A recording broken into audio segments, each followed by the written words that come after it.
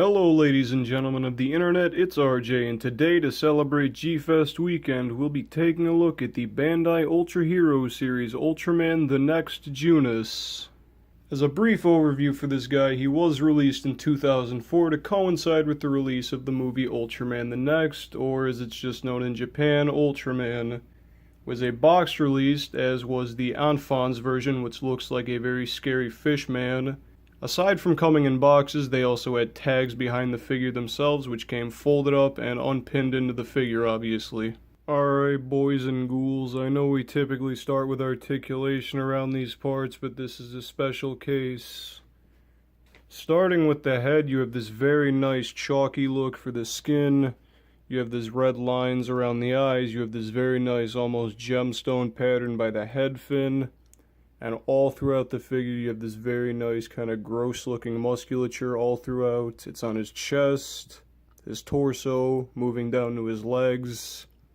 It's on his back. It's kind of on his arms, too. The silver is a very nice kind of dulled shade, so it looks very earthy. You have the black. You have the very nice pearlescent color timer. You have his elf shoes, which are an essential. And then all of the pointed ends on his back are mold flashed, which does not look too good, but that's not really something you can prevent as far as I'm aware.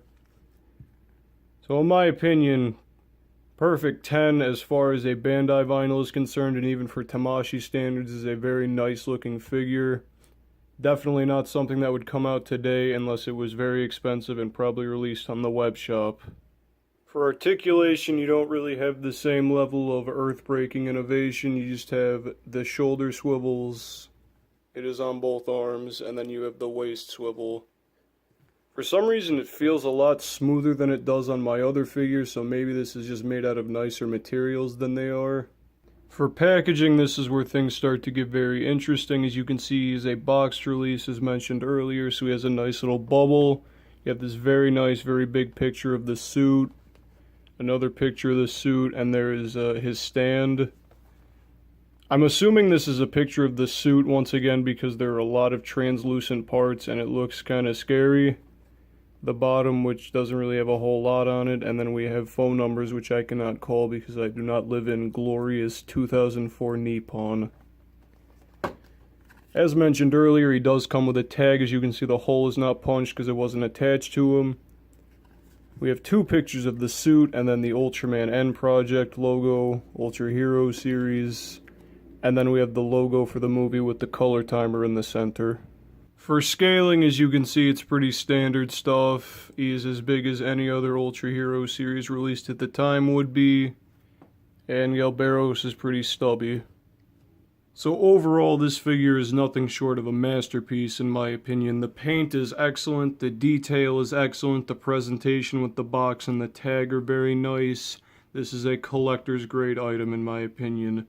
However, you're going to be paying collector's grade prices for it because it's very rare since it's a movie release that never got reprinted. I got mine on Mandarake for about 2,500 yen, so give or take around $25. And that was because the box was damaged. So if you manage to get lucky and find this guy, snag it immediately. Obviously don't pay $100 for it, but if you find it at a reasonable price, I mean, go ahead and go for it.